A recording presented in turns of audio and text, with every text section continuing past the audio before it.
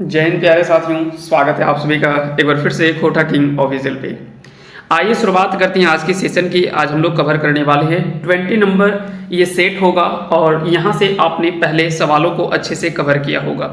चलिए आज की सेशन में महत्वपूर्ण 100 प्रश्नों को आज हम लोग देखने वाले हैं और यहाँ से जो भी 100 सवाल होंगे वो बिल्कुल अच्छे लेवल के सवाल हैं। ऐसा नहीं है कि सवाल को ना ही लो रखा गया है और ना ही बहुत ज़्यादा हाई रखा गया है, यानी एक ऐसे लेवल का क्वेश्चंस को कवर किया गया है ताकि आपको परीक्षाओं में इसी तरह के प्रश्न आपको देखने के लिए मिल जाए। चलिए शुरुआत करते हैं, आते हैं आज के पहले सवाल पे। कहता है कि वैसन व्यंजन वर्ण ऐसन व्यंजन वर्ण जकर उच्चारण करे बनाए कंठ से बहरायल हवा मुहेक भीनु भीनु ठाव से टकराए के हल्का गर्म भय जाए ओकरा की कहल जाए, तो उसको कुछ और नहीं गरम व्यंजन कहा जाता है। तो इसका आंसर हो जाएगा ऑप्शन सी, इसका सही आंसर हो जाएगा, है ना। गरम व्यंजन इसे कहा जाता है। अब देखिए सवाल यहाँ से कई तरह से सवाल पूछे जाते हैं, है ना। सवालों का कह सकते हैं कि कई तरह से सवाल आपसे पूछे जा सकते हैं। गरम व्यंजन के बारे में पूछ सकता है, अल्प प्राण के बारे में पूछ सकता है, महाप्राण के बारे में पूछ सकता है। यहाँ से कई तरह से सवाल जो वो बनते हैं, है ना। तो इन चीजों को आपको ध्यान रखना होगा। चलिए बाकी की चीजें हम लोग यहाँ पे देखेंगे आगे के सेशन में, और आगे और भी इस तरह के कई सारे सवाल दे रखे हैं, तो उन सारे सवालों को भी हम लोग कवर करने वाले हैं। अब देखिए व्यंजन हम लोगों ने कई तरह के देखे थे, है ना। इसमें से व्यंजन कई प्रकार के हम लोगों ने देखा था, जिसमें से जो इंपॉर्टेंट है वो हम आपको बता देते हैं। जैसे कि एक आपने देखा होगा अंतस्थ व्यंजन। क्या देखा होगा? अंतस्थ व्यंजन। अंतस्थ व्यंजन आपने पढ़ा होगा, यहाँ पे इसकी संख्या जो है वो कितनी है? 4 है। अंतस्थ व्यंजन क्या क्या होता है? तो अंतस्थ य, र, ल और व, ये 4 जो वो अंतस्थ व्यंजन है। तो यहाँ पे भी आपको चीजें याद रखना होगा। साथ ही साथ में अगर बात करें गरम व्यंजन, जिसको हम लोग उष्म व्यंजन कहते हैं, है ना। गरम व्यंजन को क्या कहते हैं? उष्म व्यंजन कहते हैं। तो उष्म व्यंजन की अगर बात किया जाए कि उष्म व्यंजन की संख्या कितनी है, तो ऐसे तो इसकी संख्या 4 होती है ना। हम सारी चीजें आपको स्पष्ट कर देंगे। ऐसे तो इसकी संख्या 4 होती है, लेकिन बता दें कि यहाँ पे खोठा में इन दोनों स का प्रयोग नहीं होता है, इसलिए अगर खोठा के आधार पे अगर पूछा जाए तो यहाँ पे याद रखेंगे 2 हो जाएगा। देखिए दोनों तरह से सवाल आपसे पूछा जा सकता है कि अगर में कौन गरम व्यंजन के खोठाएं प्रयोग ना करल जाए, तो ये तालब शाह और मूर्धन्य शाह, ये दोनों शाह के बारे में आपको ध्यान रखने, ये दोनों का प्रयोग जो वो खोठा में नहीं किया जाता है, जबकि सा और हा ये दोनों का प्रयोग जो वो खोठा में होता है। और यही 4 जो वो खोठा के उष्म व्यंजन कहलाते हैं, है ना। तो उष्म व्यंजन इसी को कहा जाता है और उस व्यंजन को ही हम लोग गरम व्यंजन कहते हैं। क्लियर हो गया। अब यहाँ पे एक और दिख रहा है छुवायल व्यंजन। इसको क्या कहते हैं? तो छुवायल व्यंजन दरअसल यह स्पर्श व्यंजन कहलाता है। क्या कहलाता है? स्पर्श व्यंजन कहलाता है। और अगर पूछा जाए कि स्पर्श व्यंजन वर्णों की संख्या कुल कितनी है, तो इसकी संख्या कुल जो है वो कितनी है? याद रखेंगे आपको, यहाँ से भी सवाल जो वो कई बार पूछा गया है ना। यहाँ से भी कई बार डायरेक्टली सवाल जो वो पूछा जाता है, ठीक है। तो इन चीजों के बारे में भी आपको ध्यान रखना होगा। इसकी संख्या जो वो कुल 23 है। कितनी है? इसकी संख्या कुल 23 है। क्लियर हो गया। तो यहाँ से ये सारी चीजें आपको ध्यान रखना है। अब हम लोग आगे बढ़ते हैं, आते हैं अगले सवाल पे। इसका आंसर हो जाएगा ऑप्शन सी। जौन सार्थक साड़ा के ध्वनि के लिखल जाए, है ना। जौन सार्थक साड़ा के लिखल जाए, साड़ा ध्वनि को ही साड़ा कहते हैं हम लोग खोठा में। तो कहता है कि जिस सार्थक ध्वनि को लिखा जा सकता है उसे क्या कहते हैं? या लिखल जाए ओकरा की कहल जाए तो ओकरा वर्ण कहल जाए, तो उसे क्या कहा जाता है? वर्ण कहा जाता है। अब यहाँ पे वर्ण के भी भेद आपसे पूछे जा सकते हैं, या तो फिर वर्ण के प्रकार पूछे जा सकते हैं। वर्ण 2 तरह के होते हैं। कितने प्रकार के होते हैं? 2 प्रकार के होते हैं। एक तो होता है स्वर वर्ण और दूसरा होता है व्यंजन वर्ण, है ना। वर्ण 2 प्रकार के होते हैं। स्वरों की संख्या खोठा में 8 है और व्यंजन वर्णों की संख्या थोड़ा सा यहाँ पे विवाद रहता है, लेकिन 29 या तो फिर 31 कह सकते हैं कि 29 या 31 ये दोनों संख्या में ज्यादातर जो रहता है ना। तो यहाँ पे आपको ध्यान रखनी है। बाकी के कुल अगर पूछ लिया जाए कि कुल कितने वर्ण है खोठा में, तो जोड़ लीजिए 29 और 8 अगर जोड़ते हैं तो 37 होता है, या तो फिर 39 होगा, है ना। तो यहाँ पे दोनों में से जो भी आपको ऑप्शन मिलेगा वो आप आंसर कर लीजिएगा। चलिए थोड़ा सा कट गया है, 1 मिनट रुक जाइएगा। हाँ चलिए अब हम लोग आगे बढ़ते हैं। कहते हैं कि जकर से गोटे जायत कर बोध करावो है ना, जकर से गोटे जायत के बोध भेंटा है ओकरा की कहल जाए। तो जहां से समस्त जाति का बोध करवाता हो उसे हम लोग क्या कहते हैं, उसे हम लोग जातिवाचक संज्ञा कहते हैं। क्या कहते हैं, जातिवाचक संज्ञा कहते हैं, है ना। तो इसका आंसर क्या हो जाएगा, आंसर हो जाएगा 3 का ए, इसका सही आंसर हो जाएगा। जैसे कि कुछ एग्जाम्पल के रूप में अगर हम लोग देखें तो जैसे कि नदी, तो नदी क्या है कि पूरी नदी जाति का बोध करा रहा है, किसी खास नदी की चर्चा नहीं की जा रही है।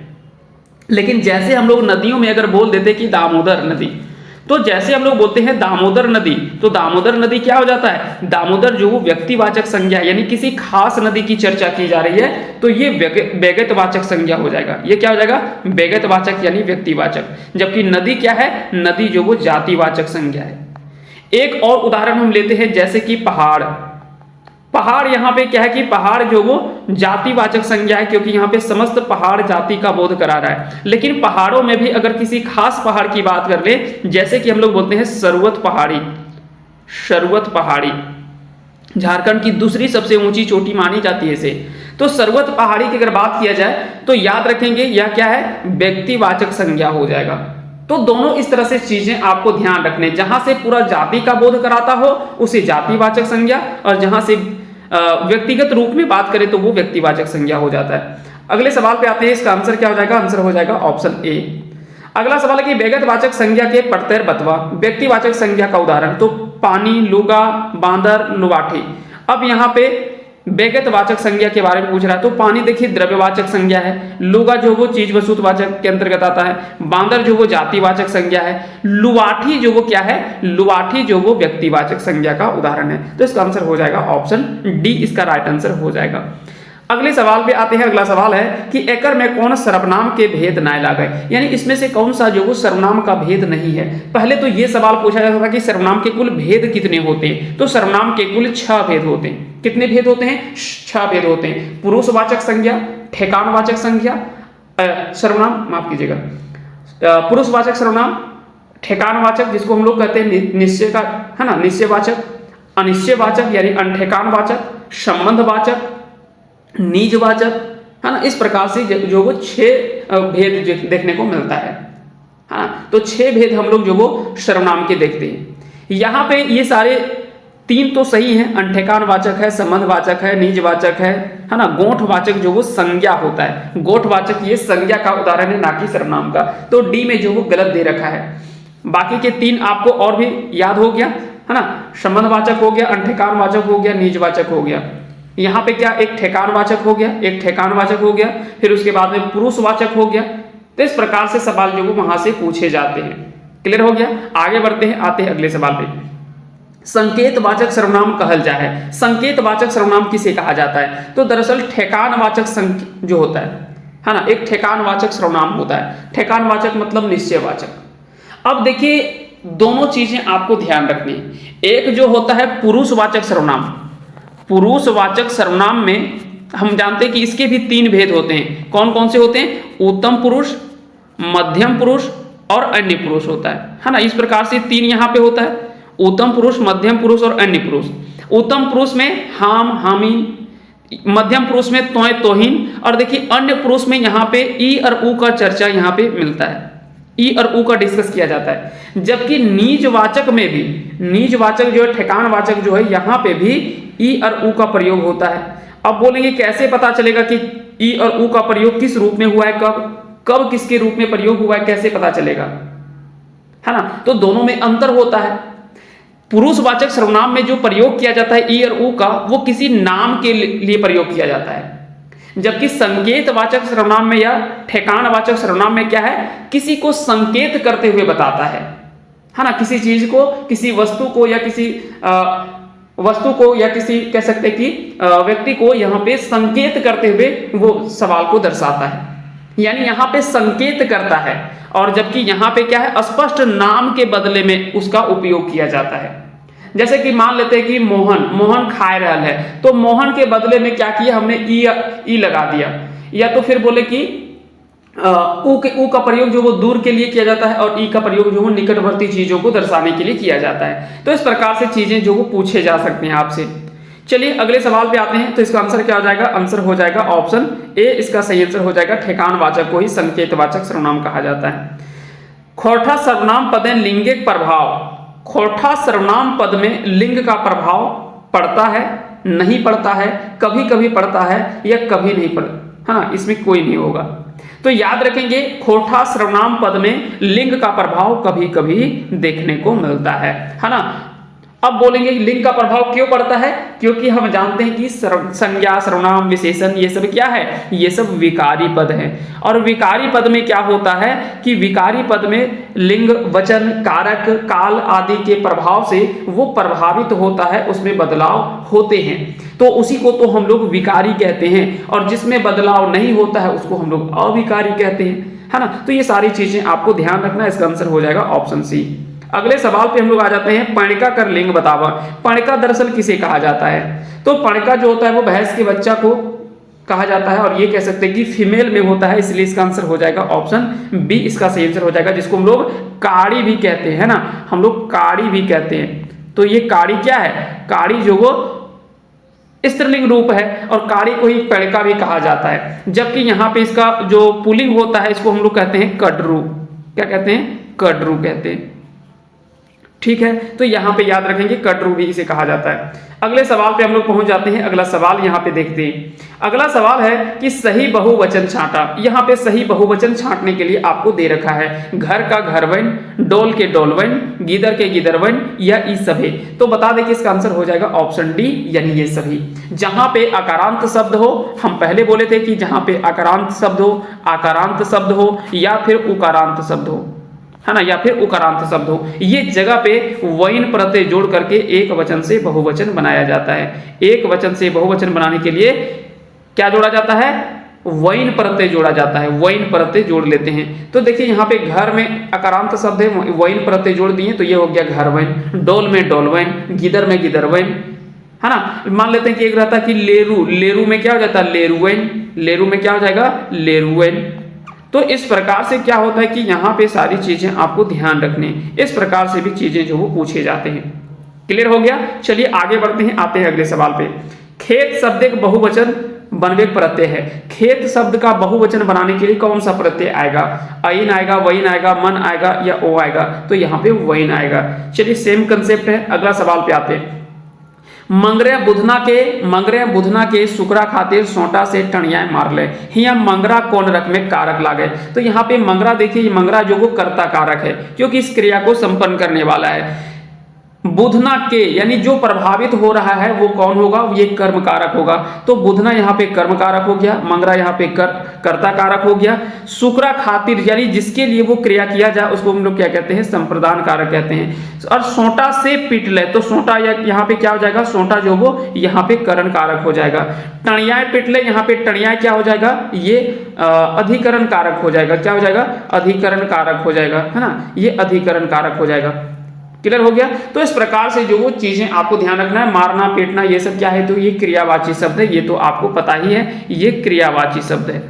क्लियर हो गया? तो यहाँ पे ये सारी चीजें आपको यहाँ से सवाल पूछे जा सकते हैं। कारक में भी इस तरह के सवाल जो वो बनते हैं।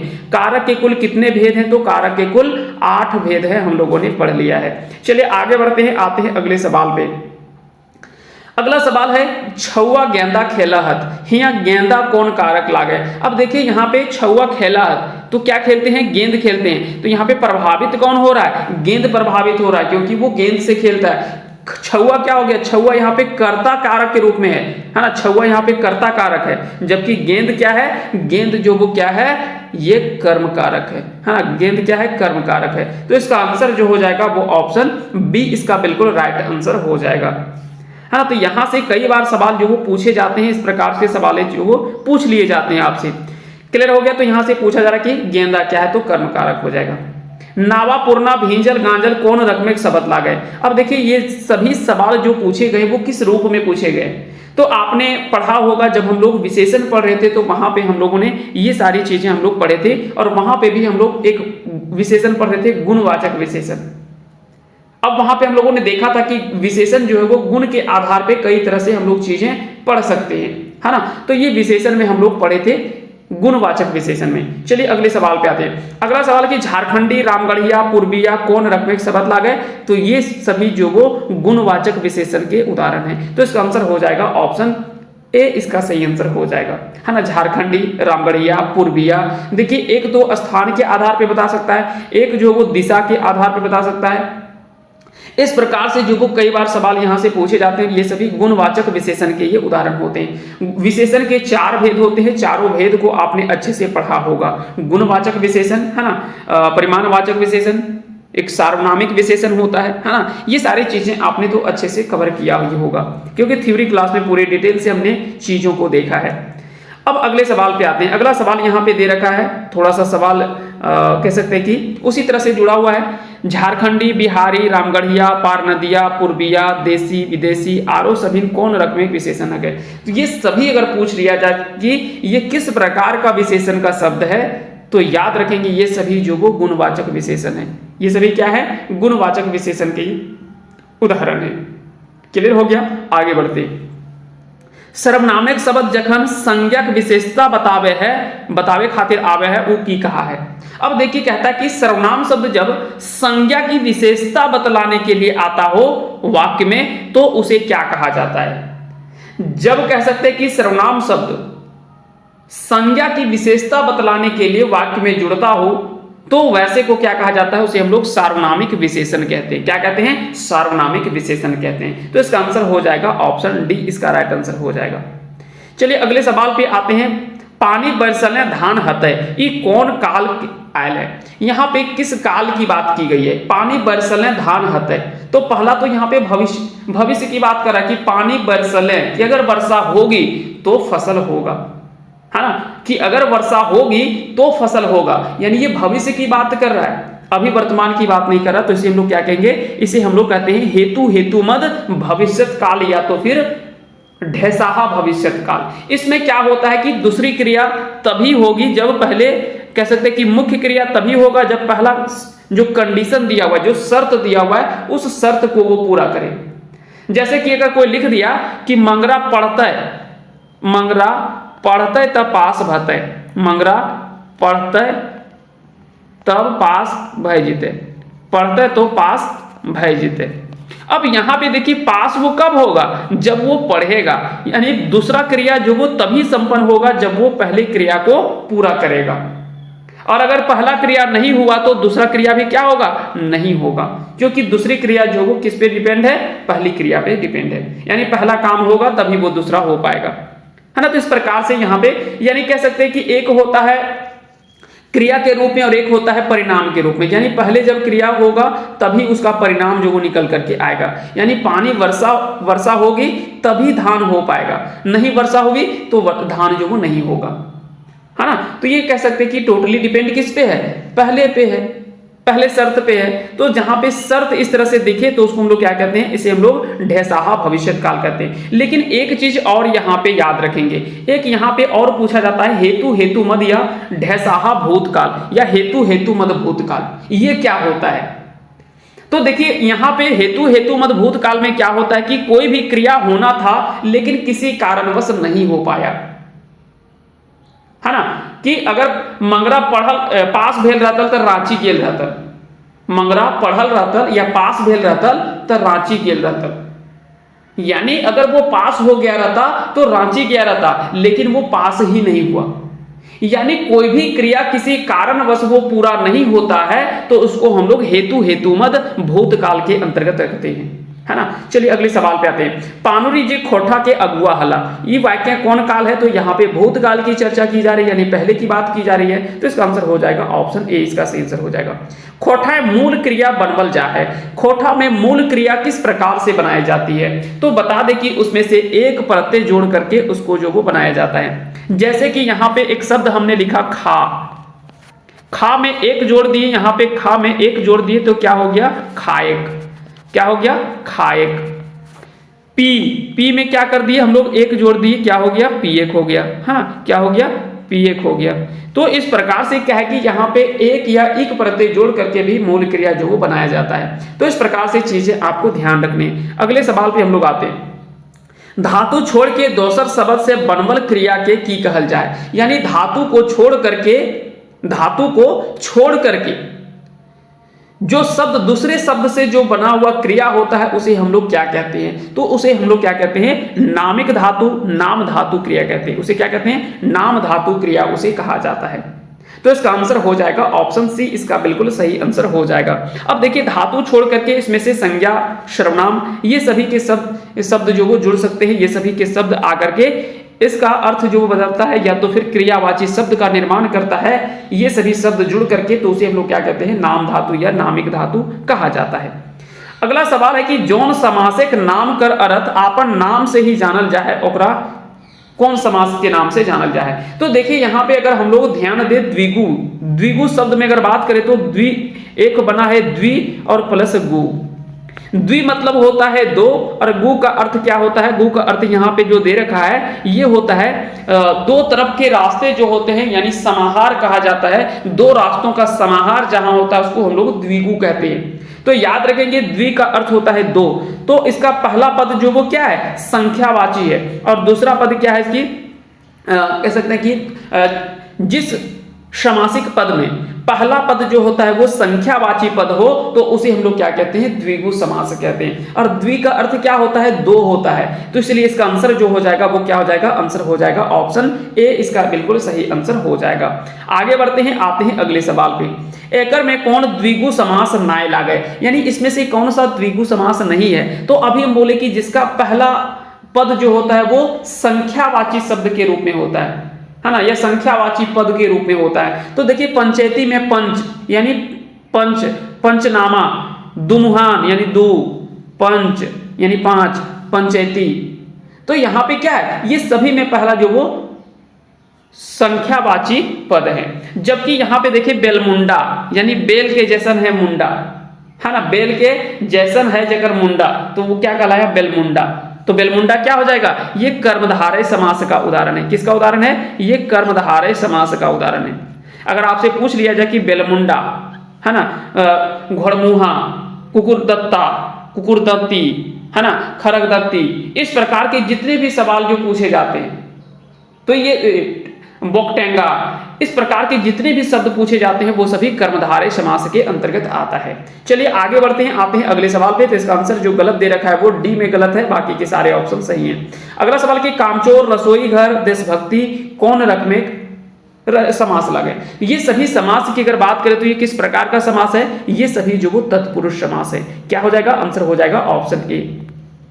ऊठीन स्कूल बन रहा है, हिया ऊठीन कौन रक में क्रिया विशेषण लागे। अब देखिए बोला कि ऊठीन स्कूल बन रहा है, तो यहाँ पे क्या स्थान का बोध करा रहा है, तो ये स्थानवाचक के रूप में हो जाएगा। तो इसका आंसर हो जाएगा ऑप्शन बी, जो कि बिल्कुल आसान सा सवाल है।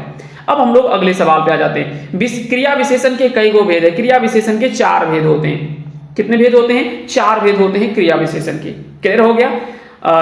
ये सारी चीजें हम बता दिए, काल के आधार पे हो सकता है ना, स्थान के आधार पे हो सकता है, जैसे कि यहाँ पे आपको दिख रहा होगा। देखिए यहाँ पे काल के आधार पे हो सकता है, स्थान के आधार पे हो सकता है, परिणाम के आधार पे हो सकता है, रीति के आधार पे हो सकता है। तो ये 4 वर्गों में क्रिया विशेषण जो वो बटा हुआ होता है। और क्रिया विशेषण किसके भाग हैं, तो ये अव्यय के अंतर्गत ही आता है, अविकारी के अंतर्गत ही आता है। अब हम लोग अगले सवाल पे बढ़ जाते हैं। तो इसका आंसर हो जाएगा ऑप्शन सी, इसका बिल्कुल सही आंसर हो जाएगा। एकर में द्वंद्व समास के प्रत्यय ना लगे, यानी इसमें से कौन सा जो वो द्वंद्व समास का उदाहरण नहीं है। नदी और नाला, खरा खोटा, ऊंच नीच और दीन और दीन। अगर यहां से आपसे पूछ लिया जाए कि एकर में कौन जो वो एगो द्वंद्व समास ना लगे, यानी द्वंद्व समास का उदाहरण नहीं है, तो याद रखेंगे नदी और नाला, है ना। द्वंद्व समास में 2 तरह की विशेषताएं आपको देखने को मिलता है। आप हाइफन से, केवल हाइफन चिन्ह से कभी भी आप नहीं तय करें कि यह कौन सा समास होगा। सो अगर आप हाइफन चिन्ह से अगर आप समास को तय करना चाहते हैं कि वो द्वंद्व समास हो जाएगा, तो ये आपकी गलतफहमी होगी। हम ऐसे सैकड़ों उदाहरण आपको दे देंगे जो कि वो हाइफन तो है बीच में, बीच शब्दों के बीच में हाइफन है, लेकिन वो द्वंद्व समास का उदाहरण नहीं है। सैकड़ों ऐसे उदाहरण हैं। तो ऐसे में क्या होगा कि आप उलझ जाएंगे। तो इन चीजों को आपको रटना नहीं है, चीजों को समझना है। तो याद रखेंगे यहां पे इसका सही आंसर क्या हो जाएगा, आंसर हो जाएगा दिन और दिन। ये क्या हो जाएगा, दिनों दिन। क्या हो जाएगा, दिनों दिन। दिन दिन दिनों दिन हो जाएगा। और अगर यहां से आपसे पूछ लिया जाए कि इसका सही आंसर क्या हो जाएगा, आंसर हो जाएगा ऑप्शन डी। ये जो वो द्वंद्व समास का उदाहरण नहीं है, ये अव्ययी भाव समास का उदाहरण है ना। इस प्रकार से चीजें आपको पूछे जा सकते हैं, यहां से भी सवाल कई बार पूछा जाता है। तो याद रखेंगे ये किसका उदाहरण है, ये अव्ययी भाव समास का उदाहरण है। जैसे कि अगर मान लेते हैं कि यहां पे एक और उदाहरण हम लिख दिए बच्छर बच्छर, यहां पे लिख दिए बच्छर और बच्छर, तो याद रखेंगे इसका अर्थ होता है पैत बच्छर। क्या होता है, पैत बच्छर। दिन दिन मतलब हो गया पैत दिन, दिन दिन मतलब पैत दिन या दिनों दिन। तो ये सभी क्या है, अव्ययी भाव समास के उदाहरण है। यहां पे कभी भी नहीं कह सकते कि ये द्वंद्व समास है। क्लियर हो गया, तो इसका आंसर हो जाएगा ऑप्शन डी। अगला सवाल है, मंगरा ले बुधना तेज है, ये वाक्य कौन कारक विभक्ति लागल है। मंगरा ले बुधना तेज है, यानी मंगरा से बुधना तेज है। तो यहां पे अगर पूछा जाए कि यहां पे कौन सा कारक विभक्ति लगा हुआ है, तो यहां पे ले का कारक विभक्ति या से का जो कारक विभक्ति लगा हुआ है वो किस रूप में है। तो बता दें कि जब भी किसी से तुलना किया जाए एक दूसरे से, तो वो अपादान कारक होता है। क्या होता है, अपादान कारक होता है। या तो फिर वहां पे अलगाव की स्थिति दिखे, या तो अलगाव की स्थिति दिखे, या तो फिर वहां पे एक दूसरे से तुलना किया जा रहा हो, तो वैसे को हम लोग क्या कहते हैं, वैसे को हम लोग अपादान कारक कहते हैं। क्लियर हो गया, तो इसका आंसर हो जाएगा ऑप्शन ए, इसका बिल्कुल सही आंसर हो जाएगा।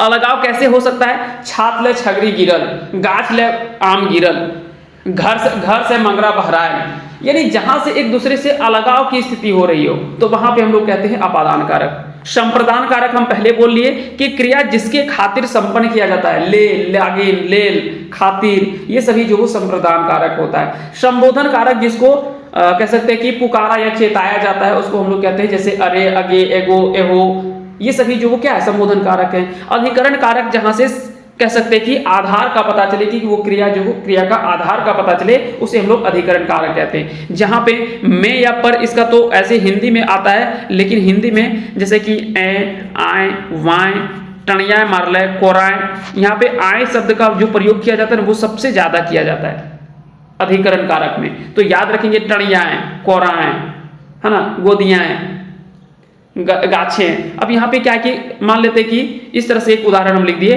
कि गाछें कौआ बैसल है, गाछें कौआ बैसल है। अब देखिए यहाँ पे अगर बोल दिए कि गाछें कौआ बैसल है, तो यहाँ पे गाछें शब्द में कौन सा कारक यहाँ पे आएगा। हो सकता है कि इस तरह से सवाल आपसे पूछ लिया जाए। तो याद रखेंगे पेड़ में कौआ बैठा है या बैठी है, तो पेड़ में कौआ बैठी है या पेड़ पर कौआ बैठी है, तो ऐसे में याद रखेंगे ये अधिकरण कारक का उदाहरण होता है। तो ऐसे भी सवाल आपसे पूछे जा सकते हैं। क्लियर हो गया। हालांकि चलिए हम लोग टॉपिक पे आते हैं वापस। इसका आंसर क्या हो जाएगा, मंगरा ले बुधना तेज है, तो इसका आंसर हो जाएगा अपादान कारक। लेरू इड़का है, लेरू इड़का है कि कैसन वाक्य लागत, यह जो वो सरल वाक्य है। क्या है, सरल वाक्य है। अगले सवाल पे आते हैं, सुगिया कांदो है, ये कैसन वाक्य लागे, सुगिया कांदो है, तो ये भी क्या है, ये बिल्कुल सरल वाक्य है ना। ना ही कोई इसमें से इच्छा जताया जा रहा है, ना इसमें कोई संदेह है, और ना इसमें कोई शर्त दिख रहा है। तो ये तीनों का तीनों नहीं होगा, इसका आंसर हो जाएगा ऑप्शन डी। अगला सवाल कि ढूंबा शब्द एक उल्टा शब्द छांटा। ढूंबा शब्द का उल्टा क्या होगा। ढूंबा का अर्थ होता है समेटा हुआ, समेटा हुआ होता है ना। ढूंबा का अर्थ क्या होता है, सिमटा हुआ। और पसरल, फैलल, छिरियाल, ये सभी का अर्थ क्या होता है, फैला हुआ, है ना। ढूंबा का अर्थ होता है समेटा हुआ, और ये सभी का अर्थ होता है क्या, फैला हुआ। तो इसका आंसर हो जाएगा ऑप्शन डी, यानी ये सभी। लेढ़ा शब्द एक उल्टा शब्द छाटा। लेढ़ा शब्द का उल्टा शब्द क्या होगा। लेढ़ा शब्द का उल्टा अगर हम आपसे बताना चाहे तो बता दें कि इसका आंसर जो हो जाएगा वो ऑप्शन सी हो जाएगा। लेढ़ा का अर्थ होता है सोज। लेढ़ा का अर्थ क्या होता है, टेढ़ा। इसका अर्थ क्या होता है, टेढ़ा होता है ना। तो याद रखेंगे इसका अर्थ टेढ़ा होता है, और टेढ़ा का उल्टा क्या होता है, सोज होता है। चलिए आगे बढ़ते हैं, अगले सवाल पे आते हैं। कलूटा शब्द में कौन प्रत्यय जोड़ल गेल है। तो कलूटा शब्द में जो प्रत्यय जुड़ा हुआ है वो ट प्रत्यय जुड़ा हुआ है, तो इसका आंसर हो जाएगा ऑप्शन ए। पहाड़ के उनार्थक शब्द क्या हो जाएगा, तो पहाड़ का टुंगरी हो जाएगा या पहाड़ी भी हो जाएगा, है ना। पहाड़ का पहाड़ी भी हो जाएगा या तो फिर टुंगरी हो जाएगा। यानी बड़े शब्दों को हम बदल करके छोटे रूप में, उसको छोटे आकार में परिवर्तित कर देते हैं, तो उसी को तो हम लोग उनार्थक शब्द कहते हैं, है ना। चलिए आगे बढ़ते हैं, अगले सवाल पे आते हैं। ओकर ले ओते ईचर पाचर नाय करल जीते, हिया कौन वाच्य आयल है। यहाँ पे अगर वाच्य के बारे में पूछ लिया जाए कि यहाँ पे कौन सा वाच्य है, तो ओकर ले ओते ईचर पाचर नाय करल जीते, इसका कौन सा वाच्य हो गया, तो ये वाच्य हो गया अड़गाही वाच्य। इसका आंसर हो जाएगा ऑप्शन डी, इसका सही आंसर हो जाएगा। जब आप वाच्य पढ़ते हैं तो वाच्य में हालांकि कई सारे विवाद है ना, खोटा के वाच्य को लेकर के बहुत सारा विवाद है, और सभी कह सकते हैं कि अगर 5 साहित्यकार हैं, अगर खोटा के 5 कह सकते हैं कि जो अच्छे लेवल के कह सकते हैं कि साहित्यकार माने जाते हैं, या कह सकते हैं कि अच्छे लेवल के लेखक माने जाते हैं, अगर उनकी पुस्तकों को जब आप खोल करके देखेंगे तो आप दंग रहेंगे कि हर किसी ने अपना एक नया कंसेप्ट दे दिया है। ऐसे में क्या होता है कि भाषा को लेकर के लोगों में समझ जो वो काफी ज्यादा कंफ्यूजन हो जाता है कि आखिर में माने तो माने किसे, हम किसे सही माने।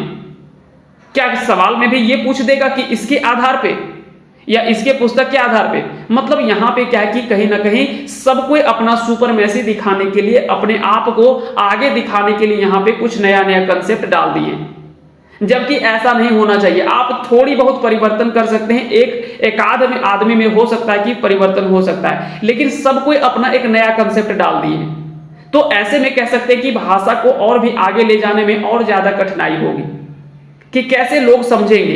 एक ही सवाल को लेकर के 5 लोगों ने अलग अलग अपना विचार दिया है, तो ऐसे में कैसे हम मानेंगे कि कौन सा सही है कौन सा गलत है।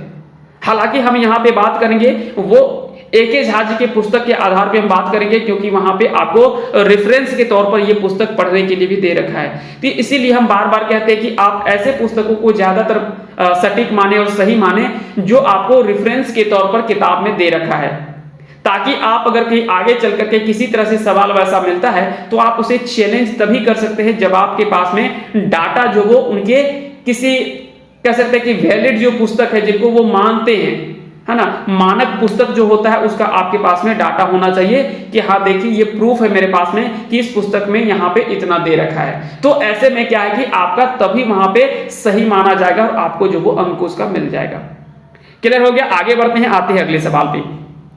तोय सहे नाय पारबे, यहाँ पे क्या हो जाएगा, तोय सहे नाय पारबे, यहाँ पे कौन सा वाच्य है, यहाँ पे जो वाच्य है वो कर्ता वाच्य है। यहाँ पे बोल रहा है कि तोय सहे नाय पारबे, तो यहाँ पे इसका प्रभाव किस पे बोल रहा है, यहाँ पे तोय पे यानी कर्ता पे बोल रहा है। लेकिन यहाँ पे अगर पूछ लिया जाए कि इसका अड़गाही वाच्य क्या होगा, तो इसका अड़गाही वाच्य में अगर बदलेंगे तो इसको किस रूप में बदलेंगे, तोर से सहल नाय जीतो, तोर से सहल नाय जीतो। यहाँ पे इस तरह से हम लिख सकते हैं, तोर से सहल नाय जीतो, तोर से सहल, सहल मतलब यहाँ पे उपवास का अर्थ है ना, सहल मतलब होता है उपवास, तोर से सहल नाय जीतो, नाय जीतो। तो इस प्रकार से क्या है कि यहाँ पे सवाल जो वो पूछे जा सकते हैं। क्लियर हो गया। अगले सवाल पे हम लोग आते हैं। अगला सवाल कि आनली करम काटी आखरा ही गालली, नाचत गावत करमेती आहारे कर्मे के राती, ये कौन गीत है। तो बिल्कुल कर्मे के गीत लगे, और कर्म गीत कब गाया जाता है, जावा गीत में जो वो कर्म गीत के आधार पे आता है। तो इसका आंसर हो जाएगा ऑप्शन ए।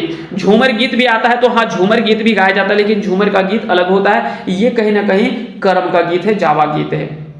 ठीक है, झूमर गीत जो होता है, झूमर गीत भी कर्मा के समय में ही गाया जाता है। झुमटा जो वो शादी विवाह के समय में गाया जाता है, जबकि डमकच की अगर बात करें तो यह जो वो शादी विवाह के समय पे गाया जाता है। झुमटा, खेमटा और डमकच ये तीनों जो वो शादी विवाह के अवसर पर गाए जाते हैं, जबकि जावा गीत और झूमर गीत ये सभी जो वो कब गाया जाता है, तो ये सभी जो वो कर्मा के अवसर पर गाया जाता है। अगले सवाल पे हम लोग आ जाते हैं। अगला सवाल है कि सोहराय पर्व कधिया मनबल जा है, यानी सोहराय पर्व जो वो कब मनाया जाता है। तो बता दें कि कार्तिक अमावस्या को सोहराय पर्व जो मनाया जाता है। तो हालांकि यहाँ पे केवल एक आंसर तो नहीं होगा, लेकिन यहाँ पे देखिए ऑप्शन के अकॉर्डिंग अगर देखा जाए, है ना, यहाँ पे ध्यान रखेंगे। अगर ऑप्शन के आधार पे अगर हम लोग बात करें तो यहाँ पे एक मिनट, यहाँ पे शायद ऑप्शन में थोड़ा सा इशू है। देखिए यहाँ पे 2 तरह से ऑप्शन आपको मिल सकते हैं, है ना। यहाँ पे 2 तरह के ऑप्शन क्या क्या मिल सकते हैं। एक, कई बार क्या होता है ना कि केवल कार्तिक महीना दिया रहता है, तो अगर केवल कार्तिक महीना हो तब तो आप कर लीजिए, और नहीं तो कई बार क्या होता है कि कार्तिक और पौष ये दोनों महीना शामिल किया जाता है और आपको सवाल में पूछ लिया जाता है और डी में कर देगा ए और बी दोनों या बी और सी दोनों, इस प्रकार से सवाल भी पूछा जाता है। तो याद रखेंगे कार्तिक के साथ साथ कहीं कहीं पे पौष महीने में भी ये पर्व जो वो मनाया जाता है। तो ऐसे में याद रखेंगे इसका आंसर तो दोनों हो जाएगा, लेकिन अगर केवल एक दिया हो तो एक भी आंसर आप कर लीजिएगा। तो ये दोनों तरह से सवाल आंसर आप देख लीजिएगा, जिस तरह से ऑप्शन दिया होगा आप उसके आधार पे आंसर कर लेंगे। चलिए आगे बढ़ते हैं, आते हैं अगले सवाल पे। अगला सवाल कि बहिन करम गोसाई से भाई खातिर कते बछर जिए आशीष मांगा हथिन। यानी बहन जो वो करम गोसाई से भाई खातिर कितना बच्छर यानी कितना वर्ष जो वो जिए का आशीष मांगा हथिन, तो लाखों बरिस जिए के। तो इसका आंसर हो जाएगा ऑप्शन सी। अगला सवाल कि दोना दोना दोना टिपी टिपी पानी देवो, किसका? सखुआ पाता तोड़।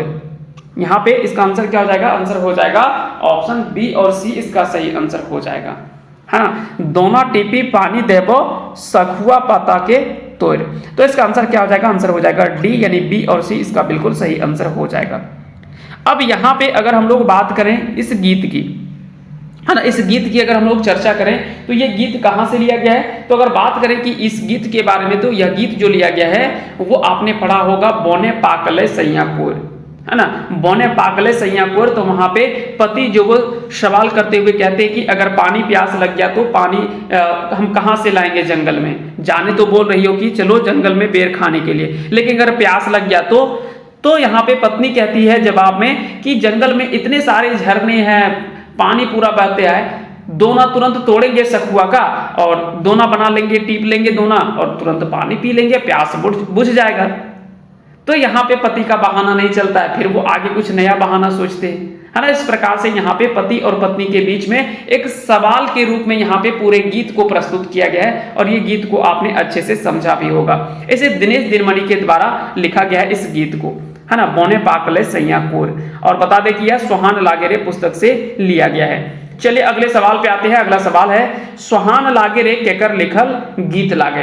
अब यहाँ पे अगर आपसे पूछ लिया जाए कि सुहान लागेरे केकर लिखल गीत लागे, तो सुहान लागेरे गीत की अगर चर्चा करें, किस गीत को जो वो किसके द्वारा लिखा गया है, तो याद रखेंगे इस गीत को लिखा है शांति भारत ने, है ना। सुहान लागेरे, है ना, सुहान लागेरे। तो बता दें कि यहाँ पे दो चीज आपसे सवाल पूछ सकता है, एक तो ये किताब का भी नाम सुहान लागेरे है और सुहान लागेरे गीत भी है। तो सुहान लागेरे गीत को शांति भारत ने लिखा है, जबकि इस गीत के इस पुस्तक के संपादक जो माने जाते हैं, संपादक जो है वो कौन है, तो इसके संपादक हैं दिनेश दिनमणि, है ना। तो दिनेश दिनमणि इस पुस्तक के संपादक हैं, दिनेश दिनमणि। क्लियर हो गया। तो सुहान लागेरे जो कि एक शिष्ट गीत और पहेली का संग्रह है, जिसके संकलनकर्ता शेखर सरदेंदु हैं और इसके संपादक जो वो दिनेश दिनमणि हैं। प्रकाशक की अगर बात करें तो धारा संस्था जैना मोड़ ये इसका पहला प्रकाशक था, और दूसरा प्रकाशन इसका पृथ्वी प्रकाशन था। प्रकाशन जो हुआ था इसका 2006 और 2019, ये दोनों आपको याद रखने हैं। जो आपसे पूछे, पहला पूछे तो 2006, दूसरा पूछे तो 2019, इसका आंसर कर देंगे। बिल्कुल इसका सही आंसर हो जाएगा ऑप्शन ए, इसका राइट आंसर हो जाएगा। अगले सवाल पे हम लोग आते हैं। अगला सवाल है क्वेश्चन नंबर 41। हमर भारत महान रे गीते हमनी पुरखा केकरा बतवल गेल है। तो बता दें कि हमर भारत महान रे, हमर भारत महान रे, पहले तो आपको बता दें कि इस गीत को लिखा किसने है, तो इस गीत को लिखा है अंबुज कुमार ने। अंबुज कुमार के द्वारा इस गीत को लिखा गया है, जो कि सुहान लागेरे पुस्तक में छपा हुआ एक गीत है, शिष्ट गीत कह सकते हैं। तो वहां पे क्या है कि गौतम और गांधी, है ना, गौतम बुद्ध और गांधी को क्या है, हम लोगों का पुरखा बताया गया है ना। तो इसका आंसर क्या हो जाएगा? आंसर हो जाएगा ऑप्शन सी। गीतकार कश्मीर के माटी के की कहल है। गीतकार यहाँ पे कश्मीर की मिट्टी को क्या कहा है, कश्मीर की मिट्टी को जो वो यहाँ पे क्या कहा है, तो याद रखेंगे यहाँ पे कश्मीर की मिट्टी को, है ना, कश्मीर की मिट्टी को क्या कहा गया है? चंदन के जैसा बताया गया है। कैसा बताया गया है? चंदन के जैसा बताया गया है। और सभी को यहाँ पे एक साथ में मिलजुल करके रहने की बात की गई है ना, सभी को एक साथ मिलजुल करके रहने की बात यहाँ पे की गई है इस गीत में। और यहाँ पे इसमें जो वो कश्मीर की जो मिट्टी बताया गया है वो चंदन के जैसा यहाँ पे सर पे लगाने के लिए बोला जा रहा है। यानी यहाँ पे कहने का तात्पर्य क्या है? कहने का तात्पर्य है कि हमें हर किसी का सम्मान करना चाहिए, हर जगह का, हर किसी को एक साथ में मिलजुल करके हमें जो वो रहना चाहिए, है ना। चलिए आगे बढ़ते आते हैं अगले सवाल पे। अगर पूछ लिया जाए कि यहाँ पे किस गीत से लिया गया है, तो यह गीत है मिली के रहिया। प्रदीप कुमार दीपक ने एक गीत लिखा है मिली के रहिया, भारतवासी मिली के रहिया। तो ये प्रदीप कुमार दीपक के द्वारा एक गीत को लिखा गया है ना। तो हो सकता है कि सवाल यहाँ से पूछ लिया जाए कि ये कौन गीतें आयल है, तो मिली के रहिहा, मिली के रहिहा, है ना। चलिए आगे बढ़ते हैं, अगले सवाल पे आते हैं। भादर मासे बेटी छुआ रिझे व्याकुल काहे हबोत, ससुर घर जाए खातिर ना, ससुर घर जाए खातिर तो कांदे लगो थी, है ना। करम पर्व के हुलासे खातिर, हाँ करम पर्व के हुलासे खातिर। तो इस प्रकार से अगर देखा जाए तो इसका आंसर जो हो जाएगा वो ऑप्शन बी हो जाएगा।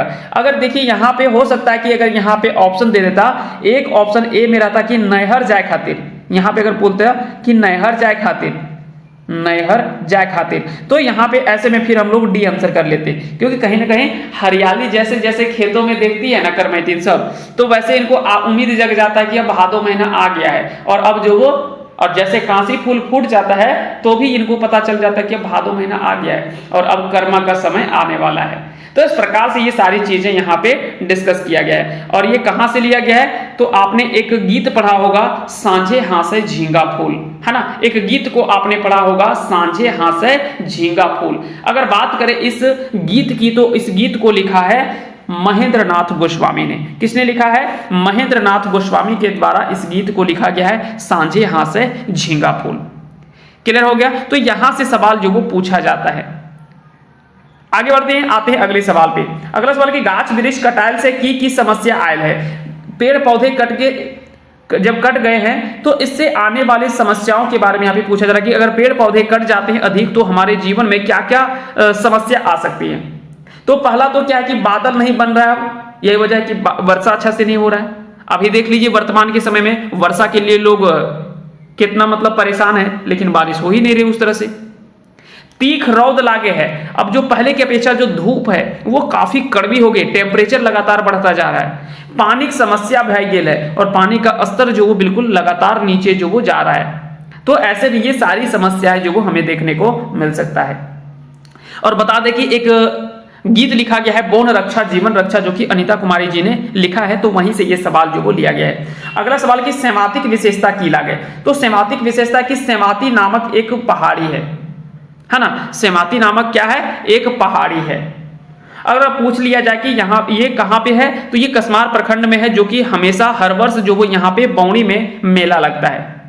ठीक है, यहाँ से भी कई बार सवाल जो वो पूछा जाता है। तो याद रखिएगा ये सेवाती नामक एगो पहाड़ी है, एकर से एगो झरना फूटे है, ई पहाड़े पैत बछर बौड़ी मेला लागे है। तो इसका आंसर जो हो जाएगा वो ऑप्शन डी, इसका जो वो सही आंसर हो जाएगा। क्लियर हो गया। अगले सवाल पे हम लोग आते हैं। अगला सवाल है सुहान लागे रे किताबे का संबंध ना है, यानी सुहान लागे रे पुस्तक का संबंध किससे नहीं है। अब यहाँ पे ध्यान से देखिए, तो देखिए कुछ चीजें आपको ध्यान रखना होगा। जैसे कि यहाँ पे एक गीत लिखा गया है जय माई जननी, जय माई जननी के जो गीत लिखे हैं वो लिखे हैं शिवनाथ परमाणिक, तो शिवनाथ परमाणिक का तो संबंध है। सुहान लागे रे पुस्तक के संपादक जो वो कौन है, दिनेश दिनमणि है, और एक इनका गीत भी छपा हुआ है। एक नहीं, किताब में और भी गीत है, लेकिन एक जो गीत आपको पढ़ने के लिए दे रखा है वो है बोने पाकलय सैया कोयर, तो बोने पाकलय सैया कोयर इनके द्वारा लिखा गया है। तो इनका संबंध तो है, सुहान लागे से शिवनाथ परमाणिक का भी संबंध है। और शेखर सरदेंदु कौन है, तो इसके संकलन करता है। शेखर सरदेंदु कौन है, तो संकलन करता है इस पुस्तक के। तो अगर देखा जाए तो तीनों का तो संबंध है, जबकि अतुल चंद्र मुखर्जी का संबंध इस पुस्तक से नहीं है। अतुल चंद्र मुखर्जी कौन है, तो इन्होंने एक पथिया डोंगल महुआ में एक कविता लिखा है, और उस कविता का नाम है महुआ भनीता, महुआ भनीता। तो इस कविता को जो वो अतुल चंद्र मुखर्जी ने लिखा है, जो कि एक पथिया डोंगल महुआ पुस्तक में छपा हुआ है। अगले सवाल पे आते हैं। अगला सवाल की पसपसी माने की हुए, तो पसपसी माने हुए परपरी जलन ईर्ष्या, ये सभी इसका सही आंसर हो जाएगा। चलिए अगले सवाल पे आते हैं हम लोग। बांदर राजा के महल से की आनो है, तो वो क्या लाता है, गांठ बांधल सोना रूपा लेकर के आता है। अगला सवाल है कि कान ओनाय के की है, कान ओनाय मतलब ये होता है एक आहना है, यानी एक मुहावरा है ना। तो इसका आंसर क्या हो जाएगा, आंसर हो जाएगा ऑप्शन सी। तातल हंसुआ के ठोर मारता ही की भेले, तो तातल हंसुआ के ठोर मारता ही कौआ के ठोर पोड़ गेले, यानी जल जाता है उसका ठोर। तो इसका आंसर हो जाएगा ऑप्शन सी। अगला सवाल है कि ग्वाहायल परब लोक कथा के लिपिबद्ध के करल हत, ग्वाहायल परब लोक कथा का लिपिबद्ध करने वाला व्यक्ति कौन है, तो ग्वाहायल परब लिपिबद्ध करने वाले डॉक्टर ए.के. झा हैं। अगर यहां से हम लोग बात करें, है ना, यहां से अगर हम लोग चर्चा करें इसकी, है ना। तो आपको ध्यान रखना है कि गुहायल परब, दो बिहाग दुर्गति और लुरगर बेटी छुआ, ये तीनों लोक कथा का लिपिबद्ध करने का काम जो किया है वो डॉक्टर ए.के. झा ने किया है।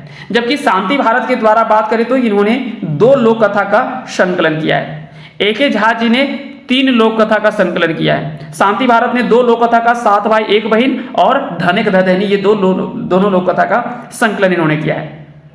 जबकि दिनेश दिनमणि के बारे में अगर बात करें तो इन्होंने भी 2 लोक कथा का संकलन किया है। एक है बूढ़ा बूढ़ी और 7 पीठा और एक है खूंटा भीतर चिया गोटा, ये 2 लोक कथा इन्होंने संकलन किया है। एक है बंसीलाल बंसी जी का, जिसका नाम क्या है, उस लोक कथा का नाम है गुदू पुचू रानी और कौआ।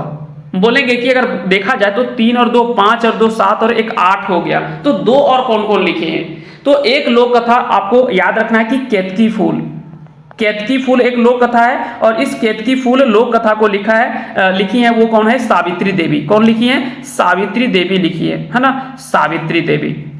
ठीक है, एक तो आपको इनका नाम याद रखना है और एक और आपको याद रखना है वो कौन सा, बूढ़ी और ओकर नाती, जो कि अरविंद कुमार के द्वारा लिखा गया है ना। अरविंद कुमार के द्वारा एक और लिखा गया है बूढ़ी और ओकर नाती। तो हो सकता है कि जहां से सवाल पूछ लिया जाए तो बिल्कुल 10 लोक कथा को आप इजीली कवर कर सकते हैं, कहीं कोई समस्या नहीं है। इस तरह से अगर आप याद रखेंगे तो आपके हर एक चीजें याद रहेंगी। चलिए अगले सवाल पे आते हैं। दो बिहाय दुर्गति लोक कथा है तनी चांडा चांडिये बिहा किलेल कर ले है। तो घर के लोगों में बड़ा किल्लत था, घर में लोग काम करने वाले नहीं थे, यही वजह कि वो व्यक्ति जल्दी से शादी कर लेता है। माय एगो माय, हाँ माय एगो माय से तकर गिदरवन के सिझवे लागल है, यहाँ चापू के माय की करो है। अब देखिए दरअसल यह जो लिया गया सवाल है वो लुरगर बेटी छुआ जो लोक कथा है वहां से यह सवाल को जो है वो लिया गया है। दरअसल होता क्या है कि जब लड़के लुरगर बेटी छुआ जो चापू रहती है, चापू के पास में जब कोई लड़का आता है तो उससे सवाल किया जाता है कि तुम्हारी माँ या पिताजी क्या कर रहे हैं। तो ये चापू जो वो किसी सवाल का जवाब जो वो डायरेक्ट ना दे करके वो एक पहेली के रूप में बताती है और जिसका अर्थ लोगों को समझ में नहीं आता है। अब यहाँ पे भी चापू से जब सवाल किया गया कि तुम्हारी माँ क्या कर रही है, तो चापू का आंसर इस तरह से था कि माय एगो माय से तकर गिदरवन के सिझवे लागल है। अब यहाँ पे दरअसल क्या था कि अरहर की लकड़ी से वो अरहर दाल बना रही थी, इसीलिए यहाँ पे इसका आंसर जो हो जाएगा वो ऑप्शन सी इसका बिल्कुल सही आंसर हो जाएगा, है ना। तो इसका आंसर क्या हो जाएगा, आंसर हो जाएगा ऑप्शन सी इसका बिल्कुल सही आंसर हो जाएगा। चलिए आगे बढ़ते हैं, हम लोग आते हैं अगले सवालों पे। अगला सवाल क्या है, अगला सवाल यहाँ पे दे रखा है कि हमरा मोरेक डर नख है, ये बात पहरेदार से के कहो है। अब देखिए यह जो सवाल लिया गया वो लिया गया छागर गोरखिया और केतकी फूल, और इसमें से एक वो छागर गोरखिया रहता है जिसका नाम रहता है टेपा। क्या रहता है नाम, टेपा रहता है। और टेपा कहता है कि राजा नीलकमल जब हमको भेज दिया है और वो बोल दिया है स्पष्ट कि अगर केतकी फूल नहीं लेकर के आया तो राज्य से तो बाहर करेंगे ही, मार भी देंगे, सोच लेना, लेकिन नहीं तो फिर केतकी फूल का जोड़ा जरूर लेकर के आना। तो इसीलिए हमको मरने का डर नहीं है, आगे मरे या पीछे मरना तो हमको निश्चित है, क्यों ना आगे प्रयास ही करके मरा जाए। अगर मरना ही है तो आगे प्रयास करके मरेंगे, ताकि कोई ये तो नहीं कहेगा कि वो डर से हार गया, तो हार करके क्यों मरना, अगर मरना है तो आगे जाकर के प्रयास करके मरेंगे। और इस प्रकार से टेपा जो वो पहरेदार का बात ना सुनते हुए आगे पहुंच जाता है, जंगल की ओर निकल पड़ता है और आगे सही में राक्षसनी रहती है, लेकिन राक्षसनी को क्या करता है, टांगा से मार करके वहां से भी आगे बढ़ जाता है। पहले तो वो अपना दिमाग लगाता है ना कि मौसी हम लगियो नहीं चिन ले, माय देखी तोर खतिल चीरा दले हो। अब ये चूड़ा जो वो राजा नीलकमल दिया था उसको खाने के लिए, लेकिन यहाँ पे वो अपना दिमाग चलाता है और वो उसे मार देता है। उस राज्य का राजा खुश होता है और अपनी बेटी से विवाह भी टेपा का कर देता है।